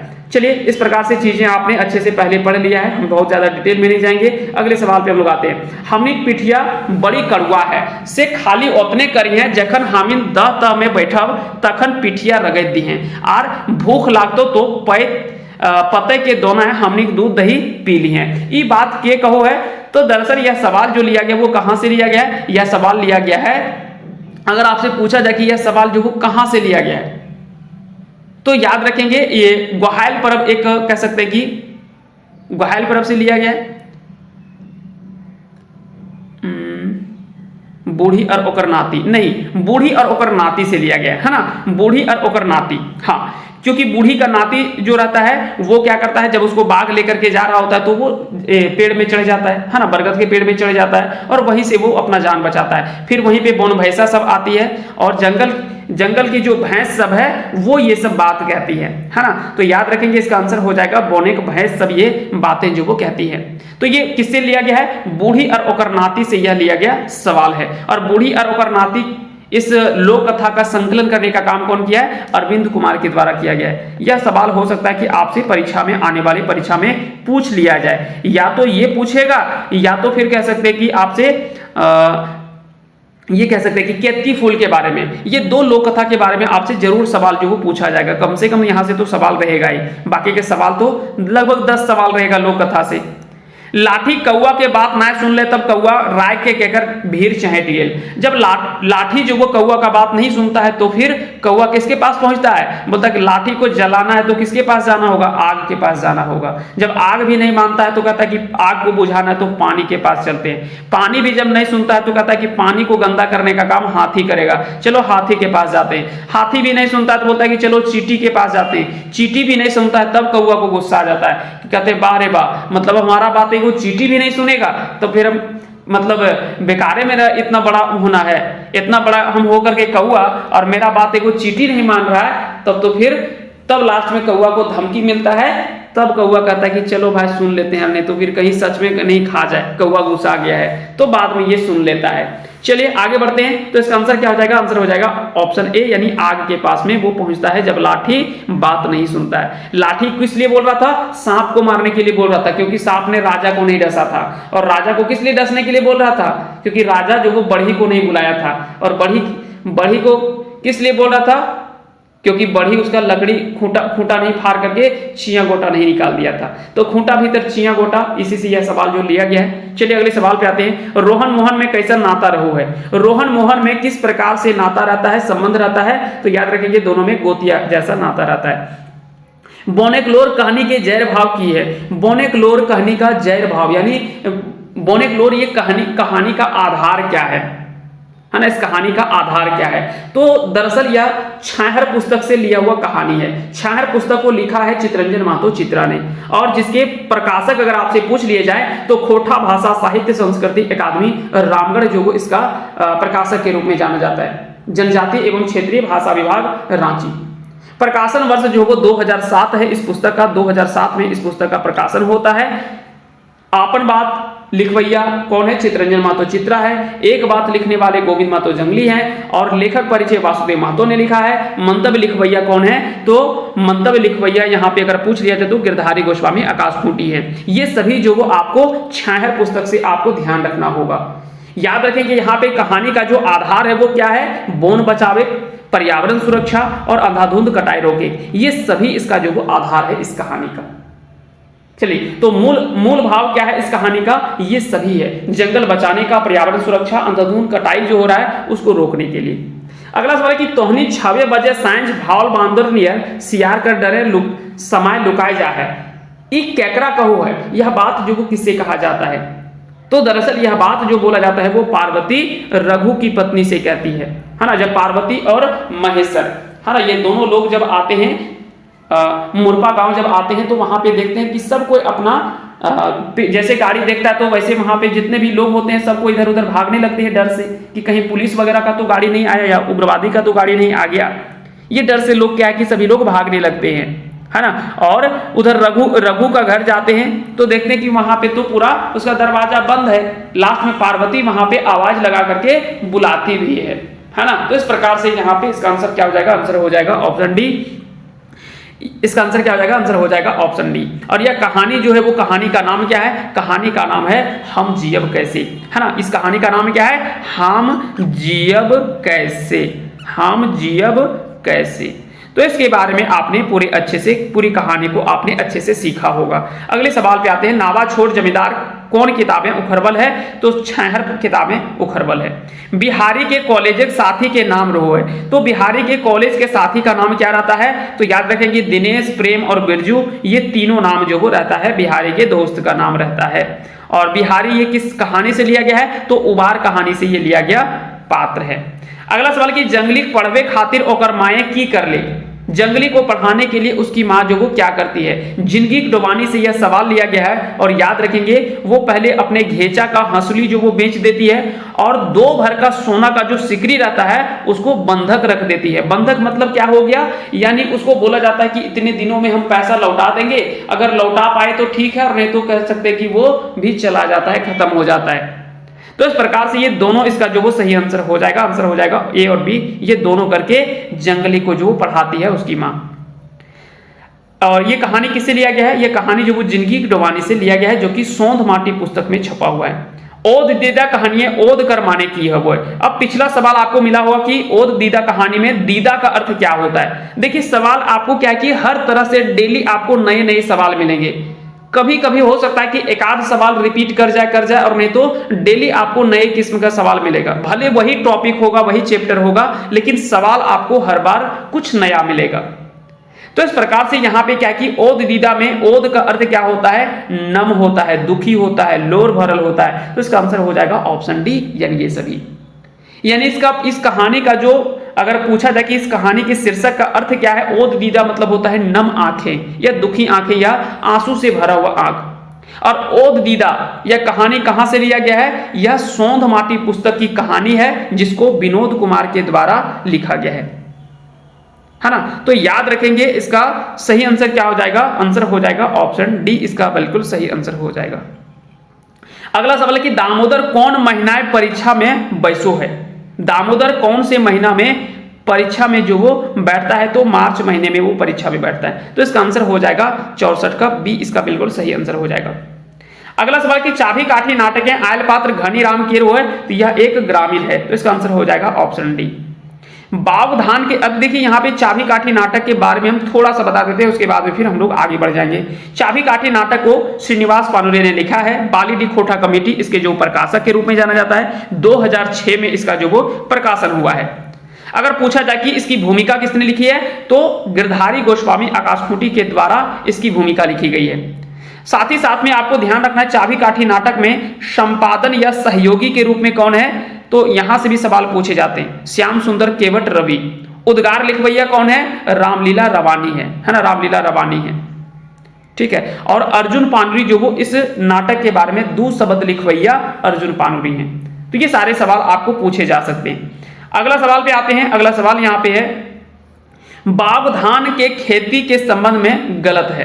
बावधान की अगर बात करें तो बावधान से संबंधित यहाँ पे कौन सा गलत कथन दे रखा है। चलिए थोड़ा सा हम इसको क्वेश्चन को थोड़ा छोटा करते हैं ताकि ये सवाल थोड़ा बड़ा है। अब यहाँ पे दे रखा है ऑप्शन बावधान के खेती के संबंध में गलत छाटा। किसान आपन आधा खेते हैं बाग और आधा खेते हैं रोपनी करोहत। तो दरअसल यहाँ पे खेती के 2 तरह के प्रकार बताए गए। एक तो बताया गया है बाग और दूसरा बताया गया है रोपनी, है ना।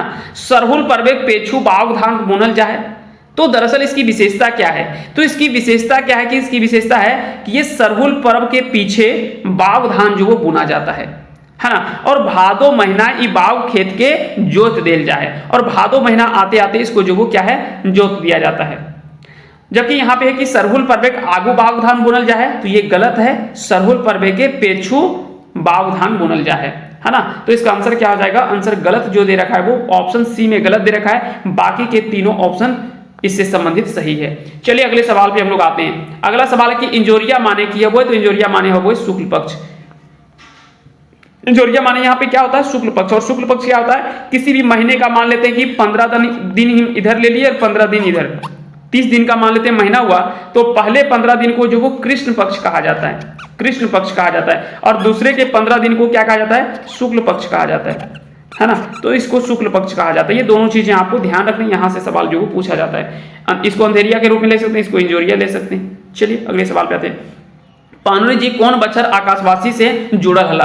पानुरी जी किस वर्ष जो वो आकाशवाणी से जुड़े थे, तो इसका आंसर हो जाएगा ऑप्शन डी, इसका बिल्कुल सही आंसर हो जाएगा। चलिए अगले सवाल पे आते हैं। अगला सवाल देख लेते हैं। अगला सवाल कि पानुरी जी के बदे लिखत संस्मरण कौनटा नाय लागे। यहाँ पे पानुरी जी से संबंधित कौन सा संस्मरण सही नहीं है, तो अगर देखा जाए तो देखिए बरबाटा कखई बोर ये शांति भारत के द्वारा लिखा गया है, और यह जो वो बिल्कुल इन्हीं से जुड़ा हुआ है। अगर देखें उड़ गलक फुलवार रह गलक बास, ये अगर बात करें तो ये गलत है, क्योंकि ये पांडुरी जी से संबंधित नहीं है। ये जो वो राधा कृष्ण हिंदी के जो जाने माने साहित्यकार माने जाते हैं राधा कृष्ण, उनसे संबंधित है और इसको लिखा है गोविंद महतो जंगली ने। तो ये कह सकते हैं कि ये गलत दे रखा है। बाकी के खोटा साहित्यिक पुरोधा पानुरी जी, ये किसके द्वारा लिखा गया? तो दसौंधी जी के द्वारा लिखा गया है। और कम्युनिस्ट विचारधारक लोग पानुरी जी, इसको जो वो परमाणिक जी ने लिखा है। तो यहाँ पे अगर सवाल को ध्यान से देखें तो ऑप्शन बी जो वो गलत दे रखा है, ये कह सकते हैं कि पानुरी जी से संबंधित नहीं है। आगे बढ़ते हैं, आते हैं अगले सवाल पे। तंत्र जगत है दसौंधी जी के कौन उपनाम है जानल जाहलत? तो गुरु जी और विश्वनाथानंद, ये दोनों नाम से जो वो तंत्र जगत में भी जाने जाते हैं। बता दें कि विश्वनाथ दसौंधी जी केवल ऐसा नहीं कि केवल खोटा या केवल हिंदी में ही, वो खोटा में भी लिखते थे, हिंदी में भी लिखते थे, साथ ही साथ में वो तंत्र जगत में भी उनका एक अलग कह सकते हैं कि लेवल था, उनका एक अलग नाम था, है ना, एक अलग उनकी पहचान थी। तो इस प्रकार से इसका आंसर क्या हो जाएगा? आंसर हो जाएगा सी। दसौंधी जी कौन बछर मास्टर से रिटायर करला? दसौंधी जी किस वर्ष जो वो शिक्षक से रिटायर करते हैं? तो 2003 ईस्वी में वो रिटायर करते हैं। अगला सवाल है कि मई 1985 बैतबारा बोकारो खोटा पहिल कवि सम्मेलन की अध्यक्षता के करला? तो इसकी अध्यक्षता जो करते हैं वो डॉक्टर ए.के. झा करते हैं, है ना। याद रखेंगे मई 1985 में बैतबारा में इसकी अध्यक्षता जो वो की जाती है, और ये अध्यक्षता कौन करते हैं? ए.के. झा करते हैं इसकी अध्यक्षता। चलिए आगे बढ़ते हैं, आते हैं अगले सवाल पे। खोटा पहली पंजीकृत संस्था कौन लागे? तो खोटा की पहली पंजीकृत संस्था जो वो कौन है? खोटा साहित्य संस्कृति परिषद बोकारो। अगले सवाल पे आते हैं हम लोग। एकर में कमेटी के, है ना, एकर में कौन कमेटी के मुख्य संस्थापक पानुरी जी रूप में जानल जाहत? तो यहाँ पे याद रखेंगे बोकारो खोटा कमेटी, इसका जो वो सही आंसर हो जाएगा। अगले सवाल पे आते हैं। दूरदर्शन के पहिल खोटा लोकगीत गायक के नाम बतवा। दूरदर्शन के पहिल खोटा लोकगीत गायक के नाम बतवा। तो इसका आंसर क्या हो जाएगा? आंसर हो जाएगा ऑप्शन बी, यानी शिवनाथ परमाणिक। तो इसका आंसर हो जाएगा ऑप्शन बी। खोटा पहिल निबंध किताब लिखवैया के लागत? तो खोटा के पहले निबंध किताब लिखवैया कौन है? तो इसके पहले निबंध किताब लिखवैया हैं डॉक्टर बी.एन. ओहदार, जो कि खोटा निबंध पुस्तक के बारे में यहाँ पे चीजें आपको ध्यान रखनी है। अगला सवाल कि करील पत्रिका के संपादक कहां से हो है? करील पत्रिका के संपादक कहां से हुए? तो और मांझी रांची से इसका जो वो संपादक होता है। तो इसका आंसर हो जाएगा ऑप्शन डी। इसके मुख्य संपादक के रूप में या प्रधान संपादक के रूप में बी.एन. ओहदार को जाना जाता है, जबकि उसमें पारसनाथ महतो और भी कई लोग जो वो सह संपादक के रूप में जुड़े हुए हैं। अगला सवाल कि झींगा फूल नागर जी के कैसन अप्रकाशित रचना लागे? तो बता दें कि झींगा फूल जो वो नागर जी की कैसी रचना है? तो यह जो वो अगर पूछ लिया जाए कि नागर जी के द्वारा लिखल एक कैसन रचना लागे, तो यह जो वो गीत गोच है। क्या है? यह गीत का गोच है, यानी गीत का संग्रह है, गीतों का संग्रह है। फारसी कवि खयाम के रुबाई गजल के खोटा में अनुवाद करल हत? तो फारसी कवि खयाम के रुबाई गजल के खोटा में अनुवाद करल हत। तो यहाँ पे अगर ध्यान दें कि इसका आंसर क्या हो जाएगा? आंसर हो जाएगा ऑप्शन डी, यानी विश्वनाथ नागर, इसका जो वो बिल्कुल सही आंसर हो जाएगा। अगला सवाल कि श्याम सुंदर महतो 1962 से 72 तक या 62 से 72 में कहाँ नौकरी करला? तो श्याम सुंदर महतो 1962 से 72 तक ये कहाँ नौकरी किए थे? तो इसका आंसर हो जाएगा राष्ट्रीय कोयला निगम सियालडी भुरकुंडा में। तो इसका आंसर हो जाएगा ऑप्शन बी, इसका सही आंसर हो जाएगा। चलिए अगले सवाल पे आते हैं। अगला सवाल हम लोग देखते हैं। अगला सवाल है कि श्याम सुंदर महतो कौन बछर बोकारो स्टील प्लांट के वरीय निरीक्षक के पद से रिटायर भेला? यह सवाल काफी इंपॉर्टेंट है, ऐसे सवाल आपसे जरूर पूछे जाएंगे परीक्षा में। तो याद रखिएगा 30 सितंबर 1997 को श्याम सुंदर महतो बोकारो स्टील प्लांट के वरीय निरीक्षक के पद से रिटायर करते हैं। तो इस प्रकार से इसका जो सही आंसर हो जाएगा वो ऑप्शन ए हो जाएगा। चितरंजन महतो कौन विषय एमए करल हला? चितरंजन महतो जो वो किस विषय से एमए इन्होंने किया था? तो ये काफी फेमस सवाल है और कई बार सवाल जो पूछा भी गया है। तो इसका आंसर क्या हो जाएगा? याद रखेंगे, इसका आंसर हो जाएगा ऑप्शन सी, यानी भूगोल से। बोनपत्रा विनोद कुमार जी के लिखल कैसन रचना लागे? तो बोनपत्रा अगर बात करें कि यह रचना जो वो विनोद कुमार के द्वारा लिखी गई कैसी रचना है, तो यह जो वो एक कहानी संग्रह है। तो इसका आंसर हो जाएगा ऑप्शन बी। जबकि एक और रचना इनके बारे में पूछा जाता है, बमरा, है ना, बमरा। तो याद रखेंगे यह क्या है? यह निबंध संग्रह है। यहाँ इनको भी जो लिखा है वो विनोद कुमार के द्वारा लिखा गया है। अगला सवाल कि संतोष कुमार महतो 1958 से 90 तक कौन स्कूले मास्टर हला? तो याद रखेंगे डीबीसी चंद्रपुरा बोकारो, इसका जो वो सही आंसर हो जाएगा। अगला सवाल है कि खोठा कोकिल के नाम से जानल जाहत। खोठा कोकिल के नाम से किसे जाना जाता है? तो सुकुमार, जिनका पूरा नाम सुरेश कुमार विश्वकर्मा है, इनको जो वो खोठा के कोकिल के रूप में जाना जाता है। हो सकता है कि सवाल यहां से आपसे पूछ लिया जाए, तो ऐसे सवालों को आप अच्छे से लिख लीजिएगा। क्लियर हो गया? चलिए आगे बढ़ते हैं, आते हैं अगले सवालों पे। अगला सवाल के 2 अक्टूबर 2017 के लुवाठी पत्रिका से सुकुमार जी के कौन सम्मान मिलल रहे? तो यह सम्मान कौन सा था? चलिए थोड़ा सा देख लेते हैं। तो इसका आंसर क्या हो जाएगा? आंसर हो जाएगा ऑप्शन डी, इसका आंसर हो जाएगा देबूलाल गोस्वामी कला सम्मान। यह सवाल घुमा फिरा करके पूछ सकता है। सुकुमार जी को दिया गया है, 2 अक्टूबर 2017 को मिला है, लुवाठी पत्रिका के द्वारा इसे सम्मानित किया गया है। तो याद रखेंगे, अगर पूछ लिया जाए कि 2017 में या देबूलाल गोस्वामी कला सम्मान 2017 में ककरा सम्मानित करल गया है, तो सुकुमार जी के सम्मानित करल गया है। चलिए अगले सवाल पे आते हैं। दिनेश दिनमणि जी के लिखल कविता नाय लगा, यानी इसमें से कौन सी कविता दिनेश दिनमणि जी के द्वारा नहीं लिखा गया है? ए मानुस, इंजोरिया माटा और आयगार ढोंगा, ये तीनों तो लिखा गया, जबकि रूसल भोला जो कविता लिखा गया है, ये किसके द्वारा लिखा गया है? संतोष कुमार महतो के द्वारा लिखा गया है, और यह एक पथिया डोंगल महुआ से लिया हुआ रचना है, लिया हुआ कविता है। अगर बात करें एक पथिया डोंगल महुआ की, तो इसके संकलनकर्ता के रूप में संतोष कुमार महतो को जाना जाता है। इसके प्रकाशक रामधन प्रकाशन गांगजोरी बोकारो है, जिसका पहला प्रकाशन 1990 में हुआ था, है ना, और दूसरा प्रकाशन 2005 में हुआ था। दयानंद बटोही जो वो इसके भूमिका लेखक के रूप में जाने जाते हैं। दो टुक बात लिखवैया कौन है? संतोष कुमार महतो है। ऐसे में क्या है कि सवाल आपसे पूछे जा सकते हैं, है ना। तो चलिए आगे बढ़ते हैं, और साथ ही साथ में एक इंपॉर्टेंट चीज आपको ध्यान रखना है। कई बार आपको देखने को मिलता है कि संतोष कुमार महतो जी की रचनाओं में रामधन प्रकाशन लिखा हुआ रहता है। उसका अर्थ क्या है? तो दरअसल आपको याद रखना है कि संतोष कुमार महतो जी के जो आजा थे ना, आजा मतलब दादा, तो उनका नाम जो था वो रामधन महतो था। क्या था? रामधन महतो, रामधन महतो। तो याद रखेंगे, यह हो सकता है कि सवाल आपसे पूछ लिया जाए कि रामधन केकर नाम से जुड़ल है ना। तो संतोष कुमार महतो जी के आजा का जो नाम रहता है वो क्या रहता है? रामधन महतो। क्लियर हो गया? तो उन्हीं को ये समर्पित भी किया गया है यह पुस्तक, जो कि कौन सा पुस्तक है? एक पथिया डोंगल महुआ। क्लियर हो गया? तो इस प्रकार से चीजें आपको ध्यान रखना है। हो सकता है कि कंसेप्ट से कहीं से भी सवाल आपसे पूछ लिया जाए, तो इसका आंसर हो जाएगा ऑप्शन डी, ये कविता जो वो नहीं लिखा गया है। अगला सवाल है कि बोरबा अटा कखय बोर कैसन रचना लागत? यह जो वो एक संस्मरण है, और इस संस्मरण को किसने लिखा है? शांति भारत ने लिखा है, पानुल जी से संबंधित है। यहाँ पे 3 व्यक्ति जाते हैं, शिवनाथ प्रमाणिक, बंसीलाल बंसी, है ना, शिवनाथ प्रमाणिक, बंसीलाल बंसी और शांति भारत। इसीलिए इन तीनों को क्या है? इन तीनों को मिला करके और एक खोठा का क्या कहते हैं?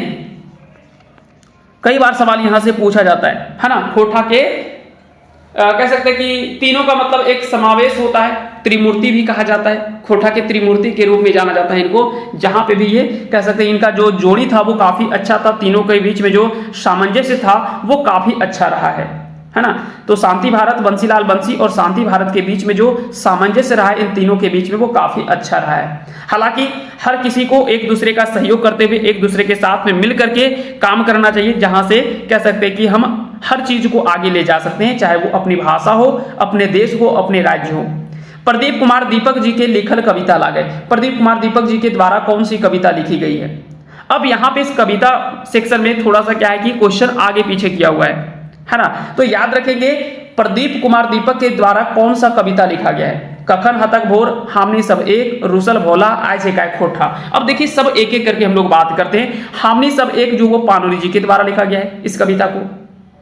आज एकाय खोठा, इसको ए.के. झा जी ने लिखा है, आज एकाय खोठा। और एक और कविता था, तबे हमें कभी ना। रुसल भोला या जो वो संतोष कुमार महतो जी ने लिखा है। तो बच गया कखन हतक भोर, तो इसका आंसर हो जाएगा ऑप्शन ए। अगले सवाल पे आते हैं हम लोग। महेंद्रनाथ गोस्वामी जी के जन्म बछर बताओ। महेंद्रनाथ गोस्वामी जी का जन्म कब होता है? महेंद्रनाथ गोस्वामी, है ना, इनके द्वारा एक गीत लिखा गया सांझे हाथ से झींगा फूल। इनका जन्म अगर आपसे पूछ लिया जाए कि इनका जन्म जो वो कब हुआ है, अब ऐसे में क्या है कि सवाल आपसे पूछा जा सकता है, किसी भी साहित्यकार से सवाल जो वो आपसे पूछ सकता है ना। ऐसा नहीं कि किसी साहित्यकार से सवाल आपसे नहीं पूछा जा सकता है, पूछा जा सकता है। तो ऐसे में अगर आप उसका आंसर करेंगे तो कैसे करेंगे? तो यहाँ पे आपको ध्यान रखना है कि ऐसे सवाल को आपको हल करने के लिए सबसे पहले तो उनके बारे में थोड़ा बहुत जानकारी होनी चाहिए, तभी आप उनके बारे में चीजों को अच्छे से लिख सकते हैं। महेंद्र नाथ गोस्वामी, इनका जन्म जो वो 3 अप्रैल 1955 ईस्वी को होता है। इनके पिता का नाम, इनका उपनाम जो वो कम से कम आपको जरूर याद रखना है, इनका उपनाम जो वो सुधाकर है ना, ये सुधाकर उपनाम से भी जाने जाते हैं। 3 अप्रैल 1955 को इनका जन्म होता है। इनके पिता का नाम भोलानाथ गोस्वामी है। क्या है? भोलानाथ गोस्वामी है। यह भी सवाल आपसे पूछे जा सकते हैं। भोलानाथ गोस्वामी इनके पिता का नाम है, माता का नाम भानुदेवी है। क्लियर हो गया। इनकी रचनाओं में अगर बात करें तो डहरे दावेदार, ओंगठा, डेगे डेगे काटा, जोंक, पोहा, लाल कोठी, कई सारे इनकी जो वो कह सकते हैं कि रचनाएं हैं। तो हो सकता है कि यहां से सवाल आपको आने वाले समय में यहां से सवाल जो वो देखने को मिल जाए। साथ ही साथ में सबसे ज्यादा जो इंपॉर्टेंट इनकी रचना है वो है ओंगठा। ओंगठा रचना की अगर बात करें तो इनके द्वारा लिखा गया एक खंड काव्य है जो कि काफी ज्यादा प्रसिद्ध है ना, खोटा खंड काव्य है ओंगठा। डेगे डेगे काटा एक खोटा कहानी संग्रह है। डहरे दावेदार ये लघु उपन्यास है खोटा का। और जोंक जो वो एक एकांकी संग्रह है। पोहा बाल गीत संग्रह है। और लाल कोठी जो वो क्या है, एक खोटा उपन्यास है। तो ये सभी रचनाएं जो वो महेंद्र नाथ गोस्वामी के द्वारा लिखा गया है। तो ऐसे में चीजें आपको ध्यान रखनी है। चलिए आगे बढ़ते हैं, आते हैं अगले सवाल पे। अंबुज कुमार के जन्म ठाव बतावा। अंबुज कुमार का जन्म स्थान से आपसे सवाल पूछा गया है। अब अंबुज कुमार कौन है? हमर भारत महान रे, है ना, हमर भारत महान इनके द्वारा लिखा गया एक गीत है। तो बता दें कि इस प्रकार से कभी कभी कुछ ऐसे सवालों को भी आपको हल करना होगा जहां पे इस तरह के सवाल से आपको सामना करना पड़े। तो याद रखेंगे इसका आंसर क्या हो जाएगा? 91 का आंसर हो जाएगा ऑप्शन ए। इसका बिल्कुल सही आंसर हो जाएगा 12D बोकारो, है ना। 12D बोकारो में इनका जो वो जन्म हुआ है। तो इसका आंसर क्या हो जाएगा? आंसर हो जाएगा ऑप्शन ए। सुभद्रा कुमारी के जन्म ठाव बतावा। तो इनका जन्म कहां पे होता है? तो पुरुलिया बंगाल में इनका जो वो जन्म होता है। तो इसका आंसर हो जाएगा 92 का बी। इसका जो वो बिल्कुल सही आंसर हो जाएगा। अगले सवाल पे आते हैं। अगला सवाल है कि सांझे शब्द कौन कारक चिन्ह है? तो सांझे हासे झींगा फूल, यानी शाम में, यहाँ पे अधिकरण कारक का ये उदाहरण होगा, है ना। सांझे शब्द यहाँ पे क्या है? अधिकरण कारक होगा। चलिए आगे बढ़ते हैं, आते हैं अगले सवाल पे। चलिए अगले सवाल पे आते हैं। एकर में सही मेल नख है। एकर में कौन सही मेल नाय लागे। अब देखिए यहाँ पे आपको दे रखा है कि कौन सा सही मेल इसमें से नहीं है ना। डहरुआ जो वो ऋतु गीत है, तो ये गलत है। पहला ही ऑप्शन गलत दे रखा है, क्योंकि डहरुआ क्या है? ये गर्मी के अवसर पर गाए जाने वाला गीत है। गर्मी के मौसम में गाया जाता है, ग्रीष्म ऋतु में गाया जाने वाला गीत है ना। ग्रीष्म ऋतु में गाए जाने वाला गीत है डहरुआ। निर्णया गर्मी के मौसम में गाया जाता है। मोटा ताल गर्मी के मौसम में गाया जाता है ना। और भदरिया जो वसंत ऋतु में गाया जाता है। ये तीनों तो सही है, जबकि डहरुआ गलत दे रखा है। ये ऋतु गीत नहीं है। ये कब गाया जाता है? ये गर्मी के मौसम में गाया जाता है। गर्मी मौसम में 5 गीत हम लोगों ने पढ़ा है। कौन कौन सा? डहरुआ, है ना, डहरुआ। उसके बाद में हम लोगों ने पढ़ा था निर्णया। फिर हम लोगों ने पढ़ा था क्या? मोटा ताल। फिर हम लोगों ने क्या पढ़ा था? मेही ताल। और फिर हम लोगों ने क्या पढ़ा था? फिर हम लोगों ने पढ़ा था रसधारी। इस प्रकार से हम लोगों ने पढ़ा था कि जब डहरुआ मतलब डहर, रास्ते में जब हमको नीर यानी पानी की प्यास लगी तो हमको पानी मिला तो कैसा? मोटा। प्यास नहीं बुझा तो हम लोगों ने क्या खोजा? पतले पानी को खोजा, मेही पानी। तो मेही पानी जैसे मिला, रसधारी मतलब वो रस जो था वो धारण हुआ, वो उसके बाद में हमारी प्यास जो वो मिट गई। तो इस प्रकार से जो वो आपको चीजें याद रखना है। गर्मी के मौसम में जब आप रास्ते में जाएंगे तो पानी का प्यास लगेगा ही। अगर पानी अच्छा नहीं हुआ तो प्यास नहीं मिटेगा, इसलिए अच्छा पानी मिलना जरूरी है। तो ऐसे में आपको याद रखना है रसधारी, तभी यानी जो वास्तविक रस जो मिल पाता है वो तभी मिल पाएगा। तो इस प्रकार से चीजें आपको ध्यान रखनी है।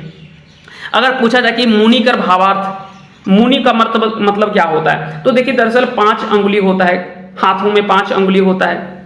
कानी मुनि, रेवा, रेपो, ठेपो, इस प्रकार से 5 अंगुली होता है। कानी मुनि यानी जो सबसे छोटी अंगुली होती है, और ठेपो मतलब होता है अंगूठा। बाकी के 3 को तो आपको पता ही है इसके बारे में, है ना। तो याद रखेंगे इसका आंसर क्या हो जाएगा? मुनि का अर्थ क्या होता है? मुनि का अर्थ होता है अनामिका। इसका आंसर हो जाएगा ऑप्शन डी। इसका बिल्कुल सही आंसर हो जाएगा। चलिए आगे बढ़ते हैं, आते हैं अगले सवालों पे। अगला सवाल यहाँ पे देख लेते हैं। अगला सवाल है, 3-4 सवाल और बचा हुआ है। करम डायर हवे चाहिए। करम डायर देखिए, अब यहाँ पे क्या पूछा जा रहा है कि करम डायर कैसा होना चाहिए? तो करम पूजा में जो करम का डाली लगता है वो एक ही पेड़ का दोनों डाली होना चाहिए, है ना। एक ही गाछ का दोनों डाली होना चाहिए। तो इसका आंसर हो जाएगा ऑप्शन बी। अगला सवाल कि सोहराय पर्व कई दिन तक चलो है? तो सोहराय पर्व जो वो 3 खेंदी में मनवल जाए, है ना।